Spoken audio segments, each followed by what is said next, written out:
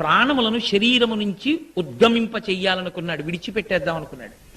అనుకుని ఎదురుగుండా నిలబడినటువంటి కృష్ణ భగవానుణ్ణి ఆపాదమస్తకం ఒక్కసారి చూస్తూ, ఇదే రేపు లోకానికి రక్షణ కావాలి, ఇదే రేపు అందరూ భగవానుణ్ణి చేరుకోవడానికి మార్గం కావాలి.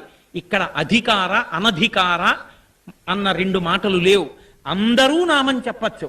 కాబట్టి అందరికీ పనికొచ్చేటటువంటి సహస్రాన్ని లోకానికి అందిస్తానని కారణజన్ముడు, అష్టవసువులలో ఒకడైనటువంటి మహానుభావుడు, దీర్ఘాయుష్మంతుడు, వేదాంగములు చదువుకున్నటువంటి భీష్ముడు ఎదురుగుండా శ్రీమన్నారాయణ స్వరూపాన్ని నిలబెట్టుకుని కన్నులతో తాగుతూ యోగ విద్య చేత చైతన్యాన్ని ఉపసంహారం చేసేసి శరీరము నుండి ప్రాణములు నిర్గమించే ముందు చెప్పినటువంటి ఆఖరి స్తోత్రం విష్ణు సహస్రనామ స్తోత్రం. కాబట్టి అది ఎంత సత్యమో, ఆనాడు సతీదేవి చెప్పిన మరణవాంగ్మూలం ఎటువంటిదో భీష్ముని మరణవాంగ్మూలము విష్ణు సహస్రనామ